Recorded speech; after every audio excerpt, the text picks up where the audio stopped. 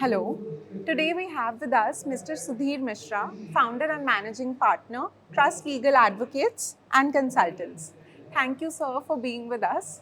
Sir, coming from a very successful legal background, I would like to ask a question for our audience who are young professionals in the legal space. So, what is that secret sauce of building that successful law firm, and how to get new clients when you're just entering the profession? So there's no secret sauce. I'm a first generation lawyer, and I think each lawyer will have his own trajectory or his own trajectory to go far in the profession.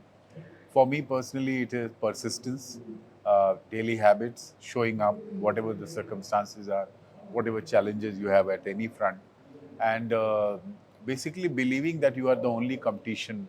There is no competition with any outside person or world. And I would say that in India, perception is that we are 140 crore people. We have 20 million lawyers. Uh, 1 lakh lawyers pass every year. 20 lakh lawyers exist in India. You ask me very honestly, I don't think there is any competition. I never faced any competition because people actually don't show up that much on work, or they don't really work that hard. I'm a compulsive hard worker who wants to work all 6 days at least. And on a Sunday, I feel quite depressed that I can't work much. So, being a first generation lawyer, how difficult it is as compared to people who are already having family background in law to get into this space, and if someone wants to open up their own firm and get clients. So, what is your advice on that? So 10 years, even 10 years or 15 years back, I used to feel that first generation has a meaning. Uh, Coming from a dynasty is an important factor. If you ask me today, my feeling is all of us ultimately have to go in the same lane, and we have to compete for that 100-meter or 200-meter race. The mindset will decide, not the pedigree, not the background, not the lineage. And the mindset will come with madness and persistence. With every passing day, I'm 56. My own feeling is when I see the younger generation, when I see the interns, when I see the young law students, I feel that the only thing we need to teach them, it's easy, it's doable, it requires critical thinking, it requires non-herd mentality, and success is yours. So, what is your take upon AI in law firms? So I'm a person, and I'm making this statement for the first time for Sana Telwar. I'm a person who has never used a computer, never used a laptop. I'm technologically quite challenged, but I think for last 5 years I'm top Forbes, top Fortune, top India business lawyer. So again, those handicaps will be for other people in different areas. For me, this is like a mental block. I don't like technology. I'm not on Facebook. I'm not on Instagram.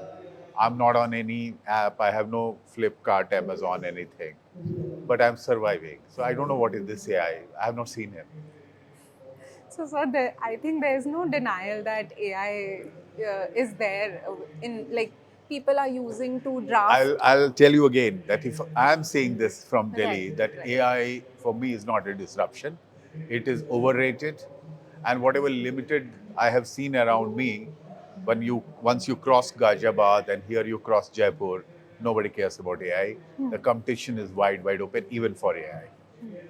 So, sir, would you ever trust a draft that is prepared by I'm being AI told by or? my partners and others that a lot of people use AI in office and other work. So I'm quite hands-on.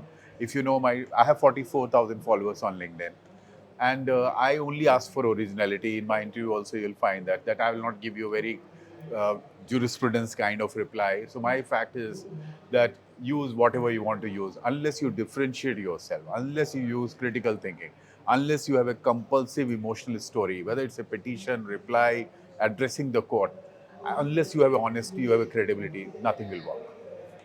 So, do you think there will be a time in the future where AI could replace probably a junior lawyer? Would you be able to trust with the draft? See, as I'm saying, I have met all my people who work with me. I trust them. Firm is trust legal, and whatever little I've heard of AI or have been shown, I'm okay with that. That they are doing a great job, and for me, one app which is favorite to me is the food app, which I love. Is the you can see the way I'm a foodie, everybody knows. So Zomato is the only app I think it has made a big difference to human life.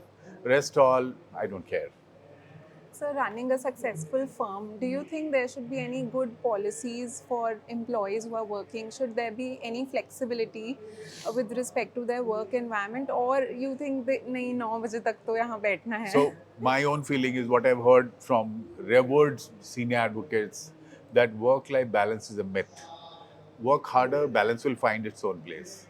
So I don't believe in work-life balance. I believe that unless you enjoy it the way a chole bhature wala enjoys his craft, or MF Hussain will enjoy his craft of painting, or for that matter, the way a teacher enjoys teaching, if he really, or a musician who is playing to the gallery, same way a lawyer has to enjoy his thing. It's not a job. It's not a job. Let me clarify. It's a passion, and it's a craft which you have to develop. Because I tell you, when a 90+ person was being compelled, the government of India, to remain the Attorney General of India, talking about KK Venugopal, you can imagine the lack of people we have. We don't have enough options. So work harder. So, any advice you would give to young legal professionals who are entering the profession, or any books you would recommend to them? Book is that, yeah, books they should read a lot. They have stopped reading, and I read a lot. I read 7 newspapers every day. So I would say that they should start competing with themselves before the mirror. They should believe there is no competition in the market. They should differentiate every day what is the differentiation they are bringing, and that will take them far.